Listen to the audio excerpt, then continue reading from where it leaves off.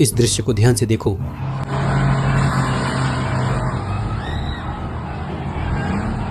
Iran के पश्चिम में रमजान दिसंबर 2025। एक आदमी सड़क के बीच में खड़ा है। वह अकेला है, निहत्था है। एक पुलिस ट्रक पानी की तोप के साथ पास आता है। तोप चलती है लेकिन वह आदमी नहीं गिरता। ट्रक रुकता है। एक और व्यक्ति पहले आदमी के साथ जुड़ जाता है और दोनों वहीं खड़े रहते हैं बिना छुए, जबकि आसपास पुलिस अन्य प्रदर्शनकारियों से निपट रही है। इन दोनों आदमियों को अकेला छोड़ दिया जाता है। क्या आप जानते हैं अभी अभी क्या हुआ? 2 निहत्थे नागरिकों ने ईरानी शासन की सुरक्षा व्यवस्था का सामना किया और जीत गए। और यह दृश्य अकेला नहीं है। ईरान के 70 से अधिक शहरों में बड़े पैमाने पर विरोध प्रदर्शन हो रहे हैं और 45 वर्षों में पहली बार सुरक्षा बल पीछे हट रहे हैं।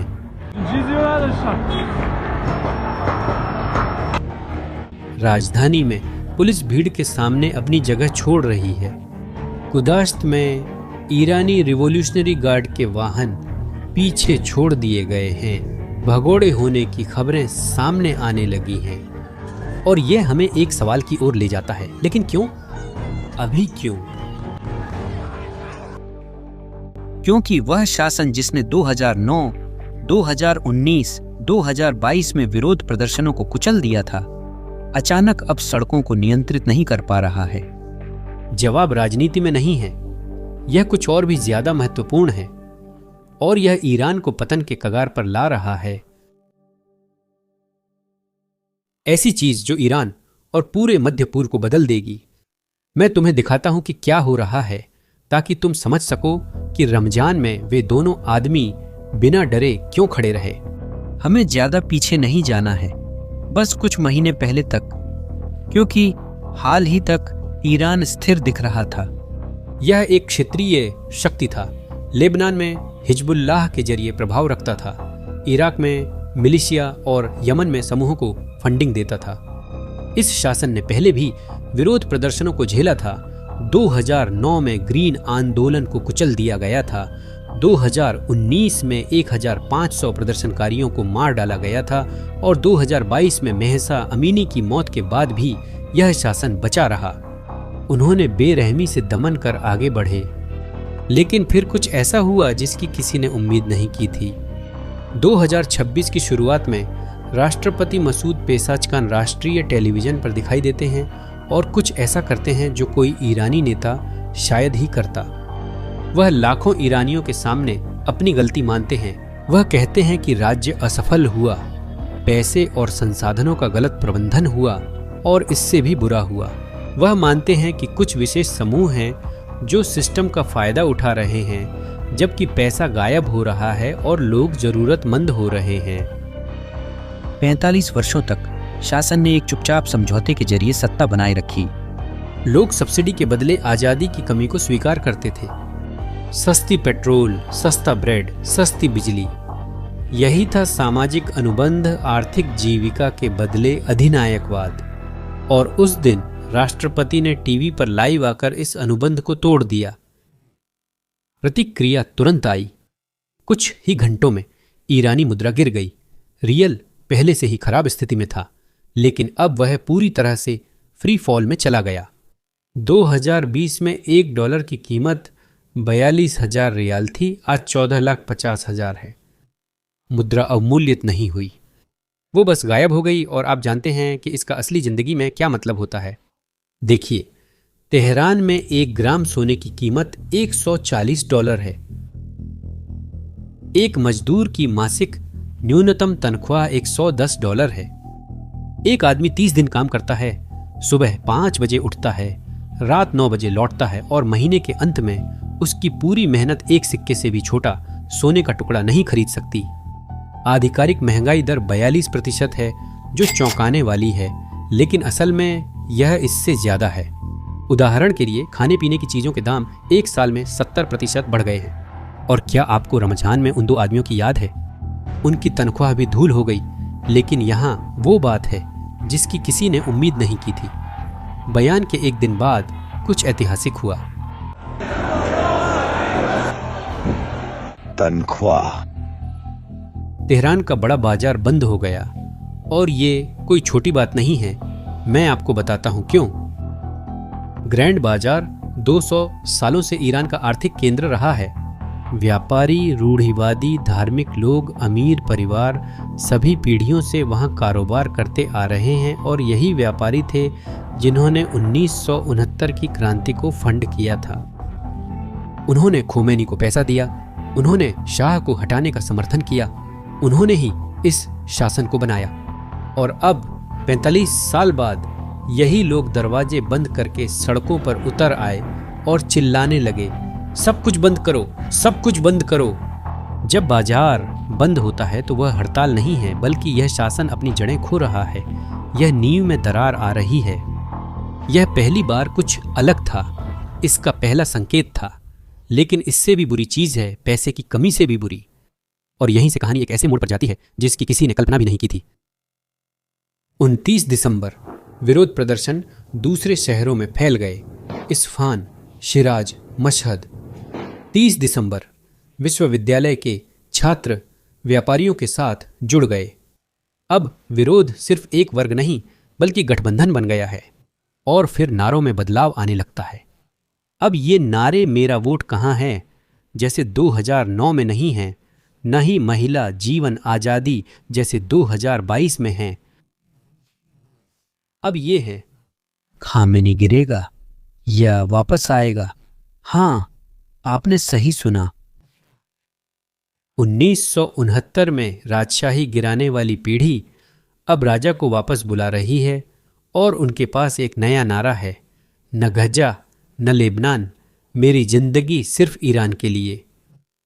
दशकों तक शासन ने बलिदानों को यह कहकर जायज ठहराया कि हम फिलिस्तीनी प्रतिरोध का समर्थन कर रहे हैं, हम इजराइल के खिलाफ लड़ रहे हैं, हम दबे कुचलों की रक्षा कर रहे हैं। अब लाखों लोग कह रहे हैं हमें इससे फर्क नहीं, हमें पानी रोटी चाहिए, पैसा यहीं लगे। फिर 31 दिसंबर को पहली मौतें सामने आईं। सुरक्षा बलों ने फाजा और कुर्दाश्त में गोलीबारी की। इसके बाद 1 जनवरी 2026 को 22 प्रांतों में विरोध प्रदर्शन भड़क उठे। सरकारी इमारतें जलाई गईं, बसीज मिलिशिया केंद्रों पर हमले हुए। शासन ने हमेशा की तरह दमन किया, हिंसा, गिरफ्तारियां, धमकियां। लेकिन कुछ अलग है, कोई समझ नहीं पा रहा जब तक सच बाहर नहीं आता और वही सब बदल देता है। पानी खत्म हो रहा है। यह कोई बढ़ा चढ़ाकर कही गई बात नहीं है, न ही कोई रूपक है, यह सचमुच हो रहा है। कल्पना कीजिए, आप अपने पूरे घर में हैं, हाथ धोने जाते हैं, नल खोलते हैं और उसमें से सिर्फ हवा निकलती है, खालीपन की आवाज आती है।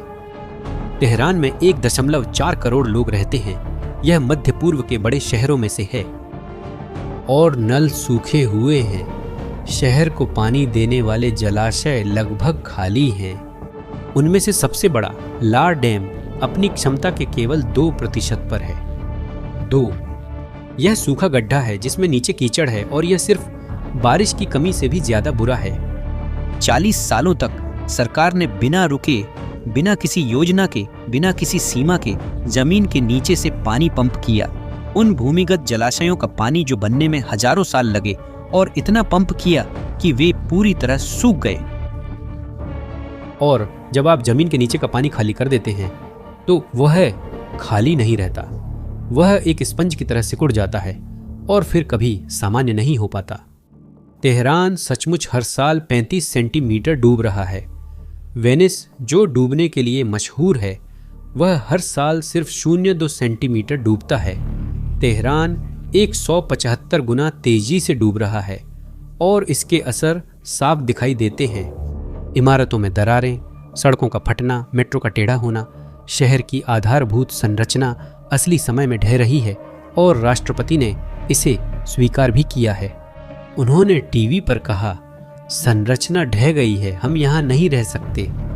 और फिर उन्होंने वह कहा जिसकी कोई कल्पना भी नहीं कर सकता था, हमें राजधानी बदलनी होगी, तेहरान को छोड़ना होगा, सब कुछ 1000 किलोमीटर दक्षिण ले जाना होगा, रेगिस्तान में एक नया शहर बनाना होगा, ओमान की खाड़ी के पास। क्या आप जानते हैं इसकी अनुमानित लागत क्या है? $100 अरब, एक दिवालिया देश के लिए 100 अरब डॉलर। यह कोई योजना नहीं है, यह एक कल्पना है और ईरानी अच्छी तरह जानते हैं कि इसका क्या मतलब है। सच्चाई यह है कि शायद देश की एलिट अपने लिए रेगिस्तान में एक शानदार बंकर बनाएगी और 1.4 करोड़ लोगों को मरने के लिए छोड़ देगी तेहरान में प्यास से। और रमजान में वे दोनों आदमी जब उस दिन घर लौटे तो उन्होंने नल खोला। यह लाखों जैसा तो नहीं, पर इस त्रासदी का सही प्रतीक है। 90 के दशक में उर्मिया झील मध्य पूर्व की सबसे बड़ी खारे पानी की झील थी। 30 अरब घन मीटर पानी, समुद्र, तट, होटल, पर्यटन, लेकिन आज यह अपनी 95% मात्रा खो चुकी है। नमक का रेगिस्तान बन गई है और यह कोई जलवायु दुर्घटना नहीं थी, बल्कि एक जानबूझकर लिया गया फैसला था। सरकार ने 15 किलोमीटर लंबी सड़क बनाई जो झील को बीच से काटती है, पानी के प्रवाह को रोक दिया, झील को मार डाला और पीछे छोड़ दिया 10 अरब टन जहरीला नमक। अब जब हवा चलती है तो नमक के तूफान पूरे शहरों को ढक लेते हैं। नमक में कृषि कीटनाशक, भारी धातुएं, औद्योगिक प्रदूषण मिला होता है जो लाखों लोगों के फेफड़ों में चला जाता है। डॉक्टर लगातार खांसी महामारी की रिपोर्ट कर रहे हैं। यह कोई रहस्य नहीं, बल्कि धीमा जहर है। तो अब आप समझ गए होंगे, यह सिर्फ पैसे या राजनीति की नहीं, बल्कि पानी और जैविक अस्तित्व की बात है। और उसी पल असंभव हुआ। सैनिक हिचकिचाने लगे। वीडियो में तेहरान में पुलिस को भीड़ से पीछे हटते हुए दिखाया गया है।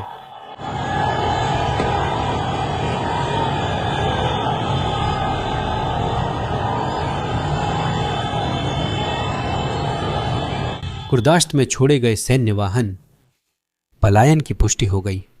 और पहली बार लोगों ने समझा कि क्योंकि जब वह पुलिस वाला अपने घर लौटता है तो उसके नल में भी पानी नहीं होता। तुम जानते हो, वह सिपाही तनख्वाह मिलने पर भी खाना नहीं खरीद पाता। जब वह लोगों को पानी के लिए चिल्लाते देखता है तो वह दुश्मन नहीं, अपना परिवार और खुद को देखता है। तुम उस पर गोली कैसे चला सकते हो जो तुम्हारी ही तरह झेल रहा है? और यही वजह है कि सिस्टम टूट गया, क्योंकि लोग ज्यादा बहादुर नहीं हो गए, बल्कि इसलिए कि सिस्टम के पहरेदारों ने समझ लिया कि वे भी उसी गिरावट के शिकार हैं। और अब हम वापस उसी सड़क पर आते हैं, रमजान में, जहां वो 2 आदमी ट्रक के सामने खड़े हैं। अब आप समझते हैं कि जब पानी की बौछार चली तो वे क्यों नहीं हिले। ऐसा नहीं था कि वे बहादुर थे, बल्कि उनके पास खोने के लिए कुछ बचा ही नहीं था। जब आपके घर में पानी नहीं है, जब आपकी तनख्वाह से खाना नहीं खरीदा जा सकता, जब सरकार खुद मान लेती है कि वो आपको छोड़ देगी, जब सैनिक भी तकलीफ झेलते हैं। अब पानी की तोप डराती नहीं है, और जब तोप चलाने वाले के घर में भी पानी नहीं है, जब वह भी अपने बच्चों को खाना नहीं खिला पाता तो वह भी हिचकता है। जेट ट्रक के ऊपर से गुजरता है। उस पल के लिए रमजान में वह 2 बहादुर आदमियों की जीत नहीं थी। यही वह पल था जब शासन ने डर का एकाधिकार खोया, और जब कोई शासन डर खो देता है तो वह सब कुछ खो देता है। यह कहानी ईरान तक सीमित नहीं, महाद्वीपों से गुजरती है, और पहला भू राजनीतिक शिकार मॉस्को में है। व्लादिमीर पुतिन के सामने अब एक बहुत बड़ी समस्या है। उनका मध्य पूर्व में सबसे महत्वपूर्ण सहयोगी ढह रहा है और वह सिर्फ देख सकते हैं। और बाकी लोग, हिजबुल्लाह लेबनान में, मिलिशिया इराक में, हूथी यमन में, ये सभी ईरानी फंडिंग पर निर्भर हैं। जब तेहरान के पास पैसे नहीं होते तो इनके पास भी नहीं होते। ईरान द्वारा वित्त पोषित तथाकथित एंटी वेस्टर्न गठबंधन खत्म होता जा रहा है। और चीन के बारे में क्या कहेंगे? उनकी पूरी तरह चुप्पी थी। वो ईरानी तेल लगभग मुफ्त में खरीद रहा है, लेकिन बुनियादी ढांचे में कुछ भी निवेश नहीं करता। चीन के लिए ईरान कोई रणनीतिक साझेदार नहीं है, वो सिर्फ सस्ता पेट्रोल पंप है। सच यह है कि ईरान अब बिल्कुल अकेला है और वापसी का रास्ता नहीं बचा। पानी का संकट भूवैज्ञानिक रूप से अपरिवर्तनीय है। भूमिगत जलाशय शायद कभी भी फिर से नहीं भर पाएंगे। अर्थव्यवस्था ढह चुकी है और मुद्रा रंगीन कागज बन गई है। शासन ने अपना सामाजिक आधार खो दिया है। व्यापारी, छात्र, मजदूर सभी उसके खिलाफ एकजुट हैं, और उसने हिंसा पर अपना एकाधिकार भी खो दिया है। सैनिक हिचकिचा रहे, पुलिस पीछे हट रही, भगोड़े बढ़ रहे हैं। जो ईरान हम जानते थे वह खत्म हो रहा है और जो आगे आएगा वह पूरे मध्य पूर्व को पूरी तरह से फिर से परिभाषित कर देगा। अगर शासन गिरा तो रूस हथियार आपूर्तिकर्ता और इजराइल क्षेत्रीय खतरा खो देगा। सऊदी अरब को फायदा मिल सकता है, लेकिन इससे अराजकता भी आ सकती है। लाखों शरणार्थी सीमाएं पार कर रहे हैं, सशस्त्र समूह सत्ता के लिए लड़ रहे हैं। तुर्की, सऊदी अरब, इजराइल सभी इस खालीपन में प्रवेश कर रहे हैं। एक बात बिल्कुल तय है कि 2026 का मध्य पूर्व कभी भी 2025 जैसा नहीं रहेगा। और यह सब तब शुरू हुआ जब एक ने स्वीकार किया कि खजाने खाली हैं और जब 2 आदमी रमजान में एक सड़क पर खड़े रहने का फैसला करते हैं। और अब मैं आपकी राय जानना चाहता हूं, क्या आपको लगता है कि ईरानी शासन इस संकट से बच पाएगा या हम इस्लामिक रिपब्लिक के आखिरी दिन देख रहे हैं? अगर इस वीडियो ने आपको सच में समझाया कि क्या हो रहा है तो इसे किसी ऐसे व्यक्ति के साथ साझा करें जिसे यह जानने की जरूरत है, और चैनल को सब्सक्राइब करें ताकि आप दुनिया को बदल रहे आगामी घटनाओं पर अगले वीडियो मिस न करें। अगली बार तक अलविदा।